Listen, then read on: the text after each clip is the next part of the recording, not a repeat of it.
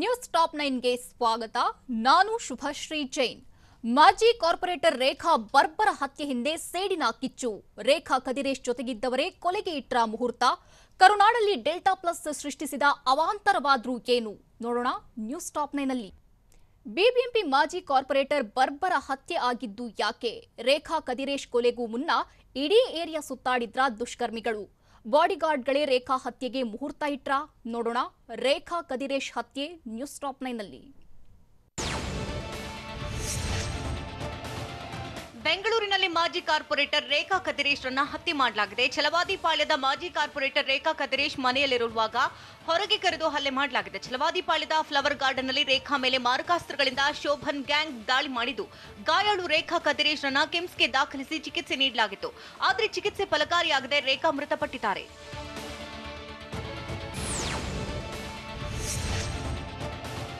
ಬೆಂಗಳೂರಿನಲ್ಲಿ ಬಿಬಿಎಂಪಿ ಮಾಜಿ ಸದಸ್ಯೆ ರೇಖಾ ಕದಿರೇಶ್ ರನ್ನ ಕೊಚ್ಚಿ ಕೊಲೆ ಮಾಡಲಾಗಿದೆ. ಛಲವಾದಿಪಾಳ್ಯ ವಾರ್ಡ್ನ ಮಾಜಿ ಸದಸ್ಯೆ ರೇಖಾ ಕೊಲೆಯಾಗಿದ್ದು, ಪ್ಲಾನ್ ಮಾಡಿಯೇ ದುಷ್ಕರ್ಮಿಗಳು ಕೊಚ್ಚಿ ಕೊಲೆ ಮಾಡಿದ್ದಾರೆ. ಘಟನಾ ಸ್ಥಳದಲ್ಲಿ ಇದ್ದಂತಹ ಎರಡೂ ಬದಿಯಲ್ಲೂ ಸಿಸಿ ಕ್ಯಾಮೆರಾ ಇತ್ತು. ಆದರೆ ಕೊಲೆ ದೃಶ್ಯ ಕಾಣದಂತೆ ಸಿಸಿ ಕ್ಯಾಮೆರಾ ತಿರುಗಿಸಿದ್ದಾರೆ. ಕಚೇರಿಯ ಒಳಗಿದ್ದ ರೇಖಾರನ್ನ ಹೊರಗೆ ಕರೆಸಿಕೊಂಡು ಮಾರಕಾಸ್ತ್ರಗಳಿಂದ ಕೊಚ್ಚಿ ಕೊಲೆ ಮಾಡಲಾಗಿದೆ.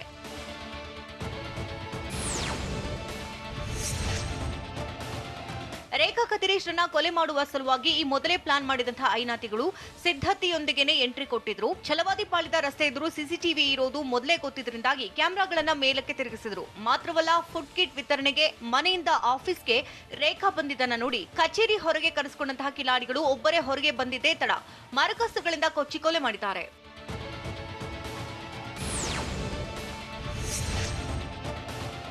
ಬಿಬಿಎಂಪಿ ಮಾಜಿ ಸದಸ್ಯೆ ರೇಖಾ ಕದಿರೇಶ್ ಬರ್ಬರ ಹತ್ಯೆಗೂ ಮೊದಲು ಇವರ ಪತಿ ಕದಿರೇಶ್ ರನ್ನ ಹತ್ಯೆ ಮಾಡಲಾಗಿತ್ತು. 2018ರ ಫೆಬ್ರವರಿ 8ರಂದು ಮುನೇಶ್ವರ ದೇಗುಲದ ಬಳಿ 4ರಿಂದ ಕದಿರೇಶ್ ಕೊಲೆ ಮಾಡಿದ್ರು. ಕದಿರೇಶ್ ಕೊಲೆ ಆರೋಪಿಗಳು ತಲೆ ಬೋಳಿಸಿಕೊಂಡು ವಕೀಲರ ವೇಷದಲ್ಲಿ ಕೋರ್ಟ್ಗೆ ಹಾಜರಾಗಿದ್ರು. ಸಹೋದರರಾದ ನವೀನ್, ವಿನಯ್ ಕೋರ್ಟ್ಗೆ ಶರಣಾಗಿ ಕದಿರೇಶ್ ನನ್ನ ಕೊಂದಿದ್ದು ನಾವೇ ಅಂತ ಒಪ್ಕೊಂಡಿದ್ರು.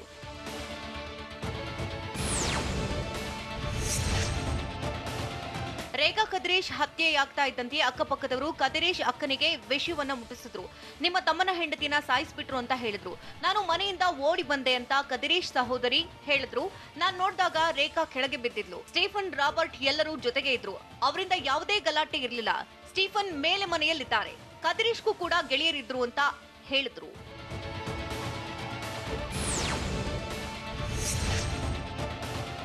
ರೇಖಾ ಕದಿರೇಶ್ ಕೊಲೆ ಕೇಸ್ನಲ್ಲಿ ಕ್ಷಣಕ್ಕೊಂದು ಟ್ವಿಸ್ಟ್ ಪಡೆದುಕೊಳ್ತಾ ಇದೆ. ಟೆಂಡರ್ ವಿಚಾರಕ್ಕೆ ರೇಖಾ ಕದಿರೇಶ್ ಕೊಲೆ ನಡೆಯಿತು ಅಂತ ಹೇಳಲಾಗ್ತಾ ಇದೆ. ಜೊತೆಗೆ ಹಳೆ ದ್ವೇಷ ಹಾಗೂ ಟೆಂಡರ್ ವಿಚಾರಕ್ಕೂ ಮನಸ್ತಾಪ ಉಂಟಾಗಿ ಕೊಲೆ ಆಗಿರಬಹುದು. ಹಳೆ ವೈಷಮ್ಯದಿಂದಲೇ ರೇಖಾ ಕದಿರೇಶ್ ಹತ್ಯೆ ಶಂಕೆ ವ್ಯಕ್ತವಾಗಿದ್ದು, ಈ ಬಗ್ಗೆ ಸ್ಥಳೀಯರಿಂದ ಪೊಲೀಸರು ಮಾಹಿತಿ ಪಡೆದಿದ್ದಾರೆ.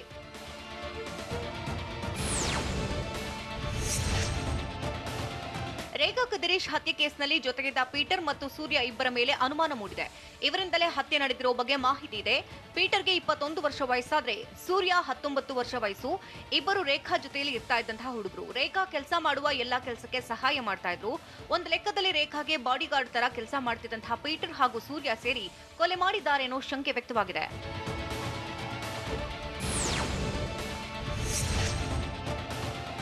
ಇಂದು ಬೆಳಗ್ಗೆ ರೇಖಾ ಕದಿರೇಶ್ ಮೇಲೆ ಅಟ್ಯಾಕ್ ಮಾಡಿ ದುಷ್ಕರ್ಮಿಗಳು ಸ್ಥಳದಿಂದ ಎಸ್ಕೇಪ್ ಆಗಿದ್ದಾರೆ.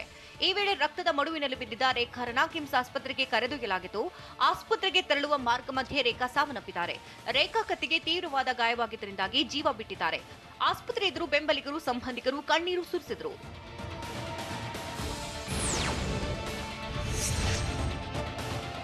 ಮಾಜಿ ಕಾರ್ಪೊರೇಟರ್ ರೇಖಾ ಕದಿರೇಶ್ ರನ್ನ ಮರ್ಡರ್ ಮಾಡುವ ಮೊದಲು ದುಷ್ಕರ್ಮಿಗಳು ಖತರ್ನಾಕ್ ಪ್ಲಾನ್ ಮಾಡಿದ್ರು. ಕೊಲೆ ಮಾಡಲೇಬೇಕು ಅಂತ ಸಜ್ಜಾಗಿದ್ದಂತಹ ಐನಾತಿಗಳು ಕೊಲೆಗೂ ಮುಂಚೆ ಇಡೀ ಏರಿಯಾವನ್ನ ಈ ಗ್ಯಾಂಗ್ ಸುತ್ತಾಡಿತ್ತು. ಸುಳಿವು ಸಿಗದ ರೀತಿಯಲ್ಲಿ ಮರ್ಡರ್ಗೆ ಪ್ಲಾನ್ ಮಾಡಿತ್ತು. ಅದರಂತೆ ಸಿಸಿಟಿವಿಯನ್ನ ತಿರುಗಿಸಿಯೇ ಕೊಲೆ ಮಾಡಿದ್ದಾರೆ. ರೇಖಾ ಕದಿರೇಶ್ ಹತ್ಯೆ ಹಿಂದೆ ಕೈ ನಾಯಕರ ಕೈವಾಡವಿದ್ಯಾ? ಶಾಸಕ ಜಮೀರ್ ಅಹಮದ್ ವಿರುದ್ಧ ಬಿಜೆಪಿ ನಾಯಕ ಮಾಡಿದ ಆರೋಪ ಏನು? ಮಕ್ಕಳನ್ನ ದೂರವಿಟ್ಟು ರೇಖಾ ಏಕಾಂಗಿಯಾಗಿ ಇದ್ದದ್ದು ಯಾಕೆ ನೋಡೋಣ. Rekha murder mystery news top 9ನಲ್ಲಿ.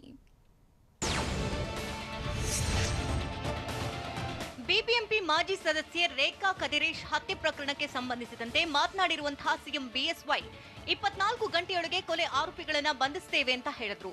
ಬೆಂಗಳೂರಿನಲ್ಲಿ ಮಾತನಾಡಿದ ಬಿಎಸ್ವೈ, ಈ ಬಗ್ಗೆ ನಗರ ಪೊಲೀಸ್ ಆಯುಕ್ತ ಕಮಲ್ ಪಂತ್ ಜೊತೆ ಚರ್ಚಿಸಿದ್ದೇನೆ. ಕೂಡಲೇ ಕ್ರಮ ಕೈಗೊಳ್ಳುವಂತೆ ಕಮಿಷನರ್ಗೆ ಸೂಚಿಸಿದ್ದು, ಕಟ್ಟುನಿಟ್ಟಿನ ಕ್ರಮ ಕೈಗೊಳ್ಳುವಂತೆ ಕಮಿಷನರ್ಗೆ ಆದೇಶಿಸಿರುವುದಾಗಿ ಬಿಎಸ್ವೈ ಹೇಳಿದರು.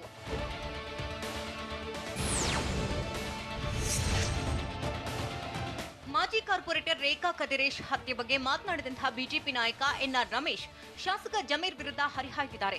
ಮುಂಬರುವ ಬಿಬಿಎಂಪಿ ಚುನಾವಣೆ ಮುಂದಿಟ್ಟುಕೊಂಡು ಕೊಲೆ ಮಾಡಲಾಗಿದೆ ಅಂತ ಆರೋಪ ಮಾಡಿದ್ದಾರೆ. ಚಾಮರಾಜಪೇಟೆಯಲ್ಲಿ ಶಾಸಕ ಜಮೀರ್ ಯಾವ ರೀತಿ ಆಡಳಿತ ಮಾಡ್ತಿದ್ದಾರೆ, ಇನ್ನು 5-6 ತಿಂಗಳಿನಲ್ಲಿ ಪಾಲಿಕೆ ಚುನಾವಣೆ ಬರಲಿದೆ, ಮತ್ತೆ ಚುನಾವಣೆಯಲ್ಲಿ ಅವರೇ ಗೆಲ್ತಾರೆ ಅನ್ನೋ ಕಾರಣಕ್ಕೆ ಈ ರೀತಿ ಮಾಡಿದ್ದಾರೆ. ಜಮೀರ್ ಅವರು ಇದಕ್ಕೆ ಬೆಂಬಲ ಮಾಡಿರುವುದು ಸತ್ಯ ಅಂತ ರಮೇಶ್ ಆರೋಪ ಮಾಡಿದ್ದಾರೆ.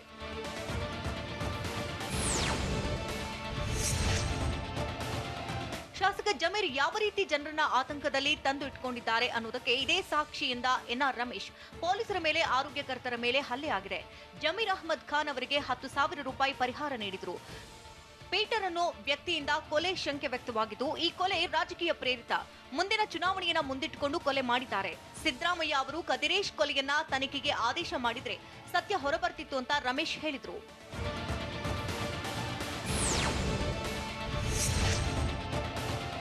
ಕದಿರೇಶ್ರ ಹತ್ಯೆ ಪ್ರಕರಣದಲ್ಲಿ ಭಾಗಿಯಾಗಿರೋ ವ್ಯಕ್ತಿಯ ತನಿಖೆ ಸರಿಯಾಗಿ ನಡೆದಿದ್ರೆ ಮತ್ತೊಂದು ಜೀವ ಹೋಗ್ತಿರ್ಲಿಲ್ಲ ಅಂತ ಎನ್ಆರ್ ರಮೇಶ್ ಹೇಳಿದ್ರು.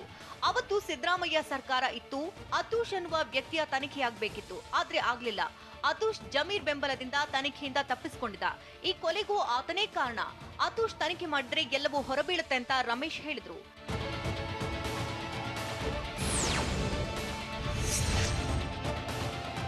ಮಾಜಿ ಕಾರ್ಪೊರೇಟರ್ ರೇಖಾ ಒಬ್ಬರೇ ಮನೆಯಲ್ಲಿ ವಾಸವಿದ್ರು. ಛಲವಾದಿಪಾಳ್ಯದ ಏರಿಯಾ ಬೇಡ ಅಂತ ಮಗಳ ಮನೆಗೆ ಮಗನನ್ನ ಇರಿಸಿದ್ರು. ರೇಖಾ ಮಗಳಿಗೆ ಮದುವೆಯಾಗಿದ್ದು ಏರಿಯಾದಲ್ಲಿನ ಕೆಲ ಘಟನೆಗಳಿಂದ ಬೇಸತ್ತು ಮಗನನ್ನ ಮಗಳ ಮನೆಯಲ್ಲಿ ಇರಿಸಿದ್ರು ಎನ್ನಲಾಗಿದೆ. ಇದೆಲ್ಲವನ್ನ ತಿಳಿದುಕೊಂಡಿದ್ದಂತಹ ದುಷ್ಕರ್ಮಿಗಳು ರೇಖಾ ಕದಿರೇಶ್ರ ಮೇಲೆ ಇಂದು ಬೆಳಗ್ಗೆ ಅಟ್ಯಾಕ್ ಮಾಡಿ ಹತ್ಯೆ ಮಾಡಿದ್ದಾರೆ.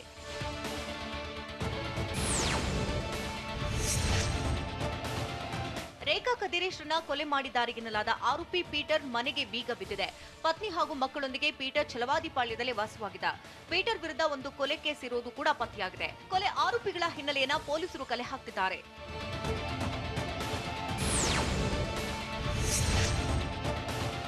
ಬಿಬಿಎಂಪಿ ಮಾಜಿ ಸದಸ್ಯ ರೇಖಾ ಕದಿರೇಶ್ ಬರ್ಬರ ಹತ್ಯೆಯಾಗಿದ್ದು, ಕಿಮ್ಸ್ ಆಸ್ಪತ್ರೆಗೆ ಕದಿರೇಶ್ ಮಗ ಮತ್ತು ಮಗಳು ಭೇಟಿ ಕೊಟ್ಟರು. ಕದಿರೇಶ್ಗೆ ರೇಖಾ 2ನೇ ಪತ್ನಿಯಾಗಿದ್ರು. ರೇಖಾ ತನ್ನ ಮಗನನ್ನ ಮಗಳ ಮನೆಯಲ್ಲಿ ಇರಿಸಿದ್ರು. ಕಿಮ್ಸ್ ಆಸ್ಪತ್ರೆಗೆ ವಿವಿಪುರಂ ಎಸಿಪಿ ಶ್ರೀನಿವಾಸ್ ಕೂಡ ಭೇಟಿ ನೀಡಿದ್ರು.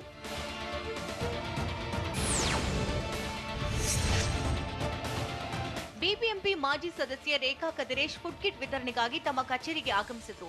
ಈ ವೇಳೆ ಇಬ್ಬರು ಹಲ್ಲೆ ನಡೆಸಿ ಕೊಂದಿದ್ದಾರೆ ಅಂತ ಹೆಚ್ಚುವರಿ ಪೊಲೀಸ್ ಆಯುಕ್ತ ಎಸ್ ಮುರುಗನ್ ಹೇಳಿದ್ರು. ಗಾಯಾಳು ರೇಖಾರನ್ನ ಆಸ್ಪತ್ರೆಗೆ ಸೇರಿಸಿದ್ರು, ಬದುಕಿಲ್ಲ. ಆರೋಪಿಗಳ ಪತ್ತೆಗಾಗಿ ಪೊಲೀಸರ ತಂಡ ರಚಿಸಲಾಗಿದೆ. ಪ್ರಕರಣದ ಬಗ್ಗೆ ಪೊಲೀಸರು ಮಾಹಿತಿ ಸಂಗ್ರಹ ಮಾಡ್ತಾ ಇದ್ದು, ಕೂಡಲೇ ಆರೋಪಿಗಳನ್ನ ಬಂಧಿಸಲಾಗುವುದು ಅಂತ ಹೆಚ್ಚುವರಿ ಪೊಲೀಸ್ ಆಯುಕ್ತ ಎಸ್ ಮುರುಗನ್ ಹೇಳಿದ್ರು.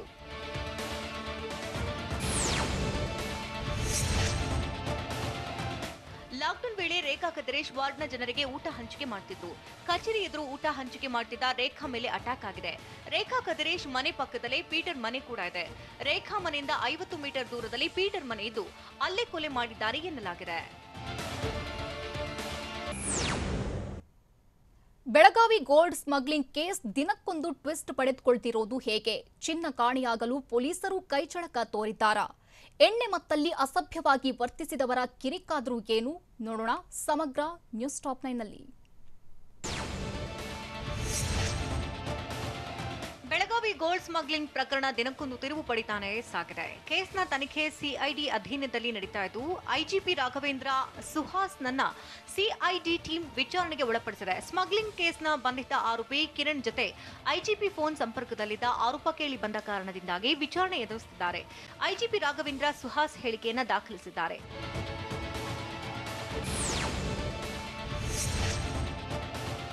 ಬೆಳಗಾವಿಯ ಯಮಕನಮರಡಿ ಸ್ಟೇಷನ್ ವ್ಯಾಪ್ತಿಯಲ್ಲಿ ಜನವರಿಯಲ್ಲಿ ಚಿನ್ನ ಕಳವು ಪ್ರಕರಣ ನಡೆದಿತ್ತು.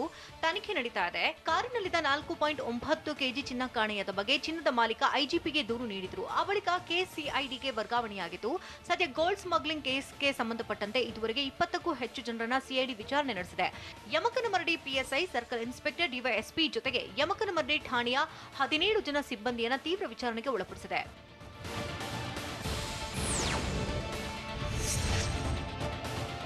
ಬೆಳಗಾವಿ ಗೋಲ್ಡ್ ಗೋಲ್ಡ್ ಸ್ಮಗ್ಲಿಂಗ್ ಕೇಸ್ನ ಇನ್ಸೈಡ್ ಸ್ಟೋರಿ ಏನಂದ್ರೆ ಜನವರಿ 9ರಂದು ಬೆಳಗಾವಿ ಮಾರ್ಗವಾಗಿ ಮಂಗಳೂರಿನಿಂದ ಮುಂಬೈಗೆ ಚಿನ್ನ ಸಾಗಿಸಲಾಗ್ತಾ ಇತ್ತು. ಚಿನ್ನ ಸಾಗಣೆ ಬಗ್ಗೆ ಹಿರಿಯ ಪೊಲೀಸ್ ಅಧಿಕಾರಿಗಳಿಗೆ ಮಾಹಿತಿ ಸಿಕ್ಕಿದ್ದು ತಕ್ಷಣ ಪರಿಶೀಲನೆ ನಡೆಸುವಂತೆ ಯಮಕನಮರಡಿ ಠಾಣೆ ಪಿಎಸ್ಐ ನೇತೃತ್ವದ ತಂಡಕ್ಕೆ ಸೂಚಿಸಿದ್ದಾರೆ.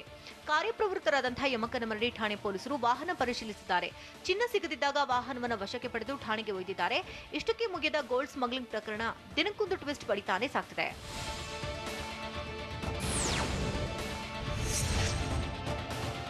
ಚಿನ್ನ ಕಳ್ಳ ಸಾಗಣೆ ಮಾಡುತ್ತಿದ್ದ ಕಾರು ಮಂಗಳೂರು ಮೂಲದ ತಿಲಕ್ ಪೂಜಾರಿ ಅನ್ನೋರಿಗೆ ಸೇರಿದ್ದಾಗಿದೆ.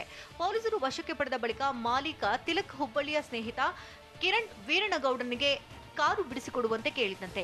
ಆ ಬಳಿಕ ಕಾರು ಬಿಡಿಸಿಕೊಡಲು ಕಿರಣ್ 60 ಲಕ್ಷ ರೂಪಾಯಿ ಬೇಡಿಕೆ ಇಟ್ಟಿದ್ದ ಎನ್ನಲಾಗಿದ್ದು ನಂತರ 30 ಲಕ್ಷ ರೂಪಾಯಿಗೆ ಸೆಟಲ್ಮೆಂಟ್ ಆಗಿತ್ತಂತಾನೂ ಹೇಳಲಾಗ್ತಿದೆ. ಮಾತುಕತೆ ಬಳಿಕ ಮಾಲೀಕ ತಿಲಕ್ ಸ್ನೇಹಿತ ಕಿರಣ್ಗೆ ಒಟ್ಟು 25 ಲಕ್ಷ ರೂಪಾಯಿ ಮುಂಗಡ ಹಣ ನೀಡಿದ್ದಾರೆ ಎನ್ನಲಾಗಿದೆ. ಆನಂತರ ಕಿರಣ್ ಹಿರಿಯ ಪೊಲೀಸ್ ಅಧಿಕಾರಿಯೊಬ್ಬರಿಗೆ ಕಾಲ್ ಮಾಡಿ ಸೀಸಾದ ಕಾರು ಬಿಡಿಸಿಕೊಡುವಂತೆ ಮನವಿ ಮಾಡಿದಂತೆ.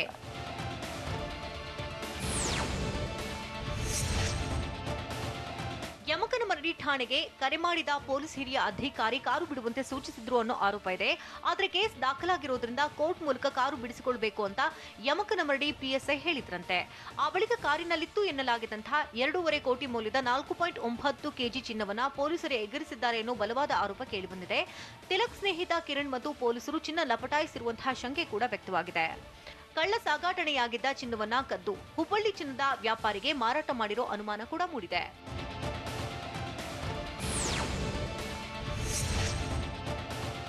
ಇನ್ನು ಏಪ್ರಿಲ್ 16ರಂದು ಕೋರ್ಟ್ ಮೂಲಕ ಚಿನ್ನದ ಮಾಲೀಕ ತಿಲಕ್ ಪೂಜಾರಿ ಕಾರು ಬಿಡಿಸಿಕೊಂಡಿದ್ದಾರೆ. ಆದರೆ ಕಾರಿನಲ್ಲಿದ್ದ ಚಿನ್ನ ಕಳವು ಆಗಿರೋ ಬಗ್ಗೆ ಆಗ ಗೊತ್ತಾಗಿದೆ. ತಕ್ಷಣ ತಿಲಕ್ ರಾಘವೇಂದ್ರ ಸುಹಾಸ್ಗೆ ದೂರು ನೀಡಿದ್ದಾರೆ. ಚಿನ್ನ ಕಳವು ಕೇಸ್ನಲ್ಲಿ ತಿಲಕ್ನ ಸ್ನೇಹಿತ ಕಿರಣ್ ಡಿವೈಎಸ್ಪಿ ಜಾವೇದ್ ಇನಾಂದರ್ ಪಿಎಸ್ಐ ರಮೇಶ್ ಪಾಟೀಲ್ ಕೈವಾಡವಿದೆ ಅಂತ ಹೇಳಲಾಗಿದೆ. ತನಿಖೆ ನಡೆಸ್ತಾ ಇರುವಂತಹ ಸಿಐಡಿಯಿಂದಲೇ ಪೂರ್ಣ ಸತ್ಯಾಂಶ ಹೊರಗೆ ಬರಬೇಕಿದೆ.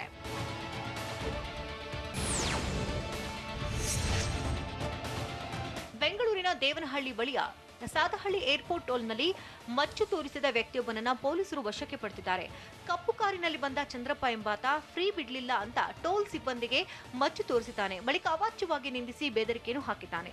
ಸದ್ಯ ಕಾರು ಸಮೇತ ಆರೋಪಿಯನ್ನು ಪೊಲೀಸರು ವಶಕ್ಕೆ ಪಡೆದು ವಿಚಾರಣೆ ನಡೆಸಿದ್ದಾರೆ. ಭಾರತದಲ್ಲಿ ಎಷ್ಟು ರಾಜ್ಯಗಳಲ್ಲಿ ಡೆಲ್ಟಾ ಪ್ಲಸ್ ಪತ್ತೆಯಾಗಿದೆ? ಡೆಲ್ಟಾ ಪ್ಲಸ್ನಿಂದ ಈವರೆಗೂ ಯಾರೂ ಮೃತಪಟ್ಟಿಲ್ವಾ? ಡೆಲ್ಟಾ ಪ್ಲಸ್ ಬಗ್ಗೆ ಕೇಂದ್ರ ಸರ್ಕಾರ ಆತುರದ ನಿರ್ಧಾರ ತೆಗೆದುಕೊಂಡಿದ್ಯಾ? ನೋಡೋಣ ನ್ಯಾಷನಲ್ ನ್ಯೂಸ್ ಟಾಪ್ 9ನಲ್ಲಿ. ಡೆಲ್ಟಾ ಪ್ಲಸ್ ಭಾರತದಲ್ಲೂ ಅಟ್ಟಹಾಸ ಮೆರೆಯುವುದಕ್ಕೆ ಶುರು ಮಾಡಿದೆ. ದೇಶದ 6 ರಾಜ್ಯಗಳಲ್ಲಿ ಡೆಲ್ಟಾ ಪ್ಲಸ್ ಪ್ರಭೇದದ ವೈರಸ್ ಪತ್ತೆಯಾಗಿದೆ. ಮಹಾರಾಷ್ಟ್ರ, ಮಧ್ಯಪ್ರದೇಶ, ಕೇರಳ, ಕರ್ನಾಟಕ, ತಮಿಳುನಾಡು, ಆಂಧ್ರಪ್ರದೇಶ, ಜಮ್ಮು ಕಾಶ್ಮೀರ ರಾಜ್ಯಗಳಲ್ಲಿ ಡೆಲ್ಟಾ ಪ್ಲಸ್ ಪ್ರಭೇದದ ವೈರಸ್ ಪತ್ತೆಯಾಗಿದೆ. ಈ ರಾಜ್ಯಗಳಲ್ಲಿ ಡೆಲ್ಟಾ ಪ್ಲಸ್ ಪ್ರಭೇದದ ವ್ಯಕ್ತಿಗಳ ಕಂಟೈನ್ಮೆಂಟ್, ಕಾಂಟ್ಯಾಕ್ಟ್ ಟ್ರೇಸಿಂಗ್, ಐಸೋಲೇಷನ್ ಕಾರ್ಯತಂತ್ರ ಚುರುಕುಗೊಳಿಸಿ ಕಟ್ಟುನಿಟ್ಟಾಗಿ ಜಾರಿಗೊಳಿಸಬೇಕು ಅಂತ ಕೇಂದ್ರ ಆರೋಗ್ಯ ಇಲಾಖೆ ಹೇಳಿದೆ. ಮಹಾರಾಷ್ಟ್ರ ರಾಜ್ಯದಲ್ಲಿ ಡೆಲ್ಟಾ ಪ್ಲಸ್ ಪ್ರಭೇದದ 21 ಪ್ರಕರಣಗಳು ಜೀನೋಮ್ ಸೀಕ್ವೆನ್ಸಿಂಗ್ ವೇಳೆ ಪತ್ತೆಯಾಗಿದೆ. ಆದರೆ 21 ಮಂದಿಯಲ್ಲಿ ಯಾರೊಬ್ಬರೂ ಸಾವನ್ನಪ್ಪಿಲ್ಲ. ಮಕ್ಕಳಿಗೆ ಡೆಲ್ಟಾ ಪ್ಲಸ್ ಪ್ರಭೇದದ ವೈರಸ್ ಸೋಂಕು ತಗುಲಿಲ್ಲ. 21 ಮಂದಿಗೂ ಏಪ್ರಿಲ್ ಮೇ ಮಧ್ಯಭಾಗದಲ್ಲಿ ಕೊರೋನಾ ಸೋಂಕು ತಗುಲಿ ಈಗಾಗಲೇ ಕೊರೋನಾದಿಂದ ಗುಣಮುಖರಾಗಿದ್ದಾರೆ ಅಂತ ಮಹಾರಾಷ್ಟ್ರದ ಆರೋಗ್ಯ ಸಚಿವ ರಾಜೇಶ್ ಟೋಪೆ ಹೇಳಿದ್ದಾರೆ.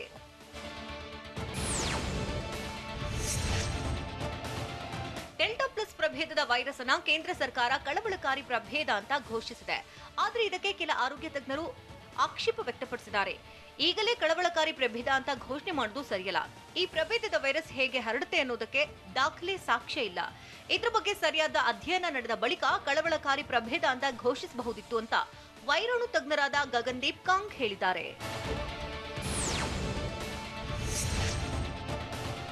ಡೆಲ್ಟಾ ಪ್ಲಸ್ ಪ್ರಭೇದದ ಬಗ್ಗೆ ಇನ್ನೂ ದೇಶದ ವಿಜ್ಞಾನಿ, ವೈದ್ಯ ಲೋಕಕ್ಕೆ ಹೆಚ್ಚಿನ ಸ್ಪಷ್ಟತೆ ಇಲ್ಲ.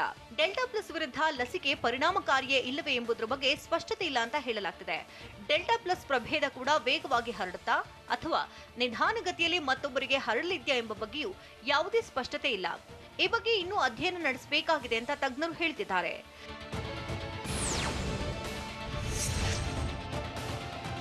ಭಾರತದಲ್ಲಿ ಕೊರೋನಾ ಕೇಸ್ ಅಬ್ಬರಿಸಿ ಬೊಬ್ಬಿರಿದ ಬಳಿಕ ಸೋಂಕಿನ ಪ್ರಮಾಣ ಸ್ವಲ್ಪ ಮಟ್ಟಿಗೆ ತಗ್ಗಿದೆ. ಇದರ ಮಧ್ಯೆ ದೇಶದಲ್ಲಿ ಲಸಿಕೆ ನೀಡಿಕೆ ಕೂಡ ಚುರುಕುಗೊಂಡಿದೆ. ಇತ್ತೀಚೆಗೆ ಕೊರೋನಾ ಲಸಿಕೆ ನೀಡಿಕೆಯಲ್ಲಿ ನಿಧಾನವಾಗಿಯೇ ಪ್ರಗತಿ ಸಾಧಿಸಲಾಗಿದೆ. ಭಾರತ ಇದೀಗ 30 ಡೋಸ್ ಲಸಿಕೆ ನೀಡಿಕೆ ಪೂರ್ಣಗೊಳಿಸಿದೆ. ಬುಧವಾರ ರಾತ್ರಿ ಭಾರತ ಲಸಿಕೆ ನೀಡಿಕೆಯಲ್ಲಿ 30 ಕೋಟಿ ಡೋಸ್ ಗಡಿ ದಾಟಿದೆ.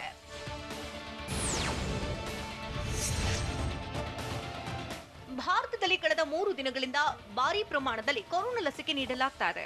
ಇದರಿಂದ ಹೊಸ ವಿಶ್ವ ದಾಖಲೆಗಳೇ ನಿರ್ಮಾಣ ಆಗ್ತಿವೆ. ಕಳೆದ 3 ದಿನಗಳಲ್ಲಿ ಬರೋಬ್ಬರಿ 2,05,00,000 ಡೋಸ್ ಕೊರೋನಾ ಲಸಿಕೆ ನೀಡಲಾಗಿದೆ.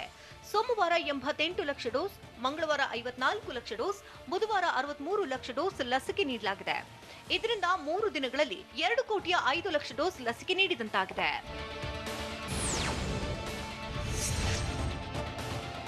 ಭಾರತದಲ್ಲಿ ಹೆಚ್ಚಿನ ಕೊರೋನಾ ಲಸಿಕೆ ನೀಡಿಕೆಯು ರಾಜಕೀಯ ಕೆಸರೆರಚಾಟಕ್ಕೆ ಕಾರಣವಾಗಿದೆ.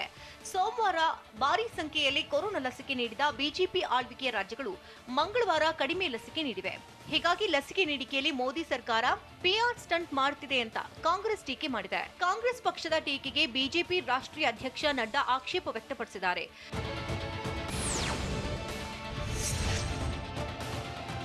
ಜೂನ್ ಅಂತ್ಯದವರೆಗೆ ನಿತ್ಯ 60 ಲಕ್ಷ ಡೋಸ್ ಲಸಿಕೆಗಿಂತ ಹೆಚ್ಚಿನ ಲಸಿಕೆಯನ್ನ ನೀಡಲಾಗುತ್ತೆ ಅಂತ ಕೇಂದ್ರ ಸರ್ಕಾರದ ಅಧಿಕಾರಿಗಳು ಹೇಳಿದ್ದಾರೆ.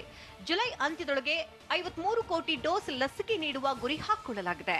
ಜುಲೈ ತಿಂಗಳಲ್ಲಿ ದೇಶಕ್ಕೆ 20 ರಿಂದ 22 ಕೋಟಿ ಡೋಸ್ ಲಸಿಕೆ ಪೂರೈಕೆ ಆಗಲಿದೆ ಅಂತ ರಾಷ್ಟ್ರೀಯ ಲಸಿಕಾ ತಾಂತ್ರಿಕ ಸಲಹಾ ತಂಡದ ಮುಖ್ಯಸ್ಥ ಎನ್.ಕೆ. ಅರೋರಾ ಹೇಳಿದ್ದಾರೆ. ಸರಂ ಇನ್ಸ್ಟಿಟ್ಯೂಟ್ ಆಫ್ ಇಂಡಿಯಾದಿಂದ 12 ಕೋಟಿ ಡೋಸ್ ಕೋವಿಶೀಲ್ಡ್ ಲಸಿಕೆ, ಭಾರತ್ ಬಯೋಟೆಕ್ ಕಂಪನಿಯಿಂದ 10 ಕೋಟಿ ಡೋಸ್ ಕೋವ್ಯಾಕ್ಸಿನ್ ಲಸಿಕೆ ಲಭ್ಯವಾಗುವ ನಿರೀಕ್ಷೆ ಇದೆ ಅಂತ ಅರೋರಾ ಹೇಳಿದ್ದಾರೆ. ಇದರಿಂದ ದೇಶದಲ್ಲಿ ಜುಲೈ ತಿಂಗಳಲ್ಲಿ ನಿತ್ಯ ಸರಾಸರಿ 1 ಕೋಟಿ ಡೋಸ್ ಲಸಿಕೆ ನೀಡುವ ಗುರಿ ಹಾಕಿಕೊಳ್ಳಲಾಗಿದೆ.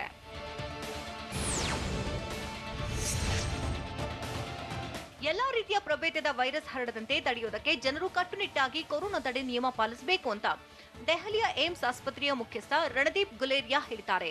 ಕೋವಿಡ್ ತಡೆ ನಿಯಮ ಪಾಲನೆ, ಲಾಕ್ಡೌನ್, ಲಸಿಕಾ ಅಭಿಯಾನದ ಮೂಲಕ ಎಲ್ಲಾ ರೀತಿಯ ವೈರಸ್ ಹರಡದಂತೆ ತಡೆಯಬಹುದು ಅಂತ ರಣದೀಪ್ ಗುಲೇರಿಯಾ ಹೇಳಿದ್ದಾರೆ. ಹೀಗಾಗಿ ಡೆಲ್ಟಾ ಪ್ಲಸ್ ಪ್ರಭೇದ ಹರಡದಂತೆ ತಡೆಯೋದಕ್ಕೆ ಇದೇ ಹಳೆಯ ತಂತ್ರಗಳನ್ನ ಜನರು ಅನುಸರಿಸಬೇಕು ಅಂತ ಹೇಳಿದ್ದಾರೆ. ಚಾಂಪಿಯನ್ ಪಟ್ಟ ಉಳಿಸಿಕೊಳ್ಳಲಾಗದೆ ಟೀಂ ಇಂಡಿಯಾ ಪರದಾಟ. ನ್ಯೂಜಿಲೆಂಡ್ ವಿರುದ್ಧದ ಪಂದ್ಯದಲ್ಲಿ ಭಾರತದ ಸೋಲಿಗೆ ಕಾರಣವೇನು? ಸಿನಿಮಾ ಬಿಟ್ಟು ವೆಬ್ ಸಿರೀಸ್ ಮೊರೆ ಹೋಗಿದ್ದೇಗೆ ನಟಿ ತಮನ್ನಾ? ನೋಡೋಣ ಎಂಟರ್ಟೈನ್ಮೆಂಟ್ ನ್ಯೂಸ್ ಟಾಪ್ 9ನಲ್ಲಿ. ಸೌತಾಂಪ್ಟನ್ನಲ್ಲಿ ನಡೆದಂತಹ ವಿಶ್ವ ಟೆಸ್ಟ್ ಚಾಂಪಿಯನ್ಶಿಪ್ನಲ್ಲಿ ಟೀಂ ಇಂಡಿಯಾವನ್ನ ಮಣಿಸಿದ ನ್ಯೂಜಿಲೆಂಡ್ ತಂಡ ಚಾಂಪಿಯನ್ ಪಟ್ಟ ಅಲಂಕರಿಸಿದೆ. ಟೀಂ ಇಂಡಿಯಾ ನೀಡಿದ 139 ರನ್ಗಳ ಗುರಿಯನ್ನ ನ್ಯೂಜಿಲೆಂಡ್ ಕೇವಲ 2 ವಿಕೆಟ್ ನಷ್ಟಕ್ಕೆ ಗೆಲುವಿನ ಗುರಿ ತಲುಪಿ ಚೊಚ್ಚಲ ಚಾಂಪಿಯನ್ ಪಟ್ಟವನ್ನ ಮುಡಿಗೇರಿಸಿಕೊಂಡಿದೆ.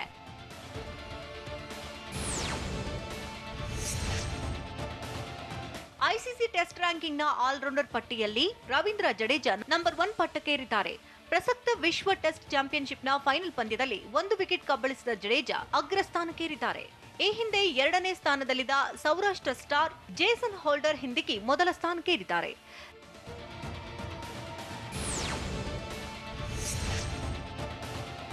ದೆಹಲಿಯಲ್ಲಿರೋ ಕ್ರೀಡಾ ವಿಶ್ವವಿದ್ಯಾಲಯದ ಉಪಕುಲಪತಿಯಾಗಿ ಮಾಜಿ ವೇಟ್ ಲಿಫ್ಟರ್ ಕರ್ಣಂ ಮಲ್ಲೇಶ್ವರಿ ನೇಮಕವಾಗಿದ್ದಾರೆ.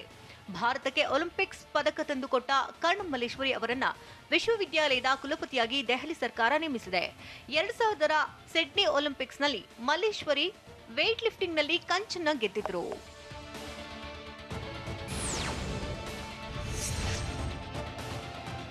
ಬಾಂಗ್ಲಾದೇಶದ ಆಲ್ರೌಂಡರ್ ಶಾಕಿಬ್ ಅಲ್ ಹಸನ್ ಟೆಸ್ಟ್ ತಂಡಕ್ಕೆ ವಾಪಸ್ಸಾಗಿದ್ದಾರೆ. ಜಿಂಬಾಬ್ವೆ ವಿರುದ್ಧದ ಸರಣಿಗೆ ಬಾಂಗ್ಲಾ ತಂಡವನ್ನ ಪ್ರಕಟಿಸಲಾಗಿದ್ದು, ಶಾಕಿಬ್ ತಂಡವನ್ನ ಕೂಡಿಕೊಳ್ಳಲಿದ್ದಾರೆ. ಐಪಿಎಲ್ ಟೂರ್ನಿ ಹಿನ್ನೆಲೆಯಲ್ಲಿ ಕಳೆದ ಶ್ರೀಲಂಕಾ ವಿರುದ್ಧದ ಟೆಸ್ಟ್ ಸರಣಿಗೆ ಶಾಕಿಬ್ ಗೈರಾಗಿದ್ದರು. ಜುಲೈ 7ರಿಂದ ಬಾಂಗ್ಲಾದೇಶ ಜಿಂಬಾಬ್ವೆ ಪ್ರವಾಸವನ್ನ ಕೈಗೊಳ್ಳಲಿದೆ.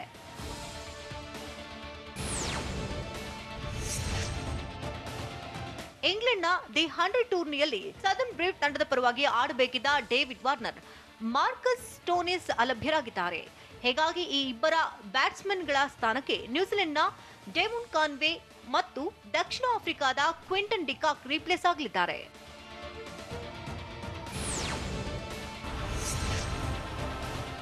ಕನ್ನಡದ ಬಹುನಿರೀಕ್ಷಿತ ಸಿನಿಮಾ ಕೆಜಿಎಫ್ 2 ಚಿತ್ರದ ರಿಲೀಸ್ ಬಗ್ಗೆ ಚರ್ಚೆ ಶುರುವಾಗಿದೆ. ಜುಲೈ 16ಕ್ಕೆ ಚಿತ್ರತಂಡ ರಿಲೀಸ್ ಡೇಟ್ ಅನ್ನು ಅನೌನ್ಸ್ ಮಾಡಿದೆ.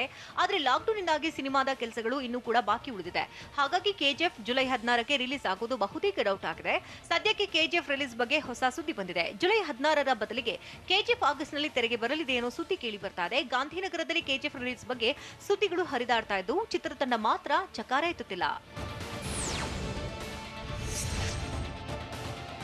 ನಟ ಡಾಲಿ ಧನಂಜಯ್ ಅಭಿನಯದ ರತ್ನ ಪ್ರಪಂಚ ಸಿನಿಮಾದ ಡಬ್ಬಿಂಗ್ ಕಾರ್ಯ ಶುರುವಾಗಿದೆ.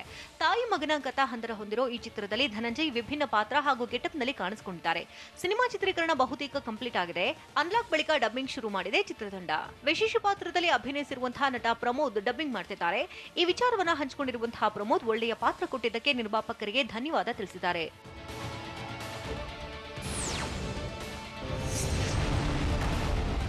ಬಾಕ್ಸ್ ಆಫೀಸ್ ರೂಲ್ ಮಾಡೋಕೆ ಮೋಹನ್ ಲಾಲ್ ಸಜ್ಜಾಗಿದ್ದಾರೆ. ಇಡೀ ಕೇರಳ ರಾಜ್ಯದಾದ್ಯಂತ ಮೋಹನ್ ಲಾಲ್ ಸಿನಿಮಾ ರಿಲೀಸ್ ಆಗಲಿದೆ. ಮರಕರ್ ಅರಬ್ಬಿ ಕಡಲಿಂಟೆ ಸಿಂಹಂ ಚಿತ್ರ ಮಾತ್ರ ರಿಲೀಸ್ ಆಗಲಿದೆ.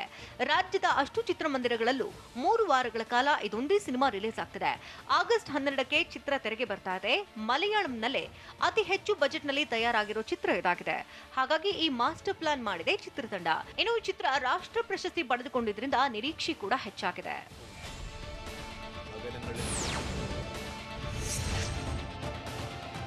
ಮಿಲ್ಕಿ ಬ್ಯೂಟಿ ತಮನ್ನಾ ಭಾಟಿಯಾ ಸದ್ಯ OTT ಮೊರೆ ಹೋಗಿದ್ದಾರೆ. ತಮನ್ನಾಗೆ ಅಷ್ಟಾಗಿ ಸಿನಿಮಾ ಆಫರ್ಸ್ಗಳು ಬರ್ತಿಲ್ವಂತೆ. ಹಾಗಾಗಿ back to back web series ಅನ್ನ ತಮನ್ನಾ ಸಹಿ ಹಾಕ್ತಿದ್ದಾರೆ. ಈಗಾಗಲೇ 2 ವೆಬ್ ಸರಣಿಗಳಲ್ಲಿ ತಮನ್ನಾ ಕಾಣಿಸಿಕೊಂಡಿದ್ದಾರೆ. ಮುಂದಿನ ಸಿನಿಮಾದಲ್ಲಿ ಕಾಣಿಸಿಕೊಳ್ಳಬಹುದು ಅನ್ನುವಷ್ಟರಲ್ಲೇ ಮತ್ತೊಂದು ವೆಬ್ ಸರಣಿಯನ್ನು ಒಪ್ಪಿಕೊಂಡಿದ್ದಾರೆ. ಈ ಸರಣಿಯಲ್ಲಿ ತಮನ್ನಾ ನೆಗೆಟಿವ್ ಲವರ್ ಪಾತ್ರದಲ್ಲಿ ಕಾಣಿಸಿಕೊಳ್ಳಲಿದ್ದಾರಂತೆ.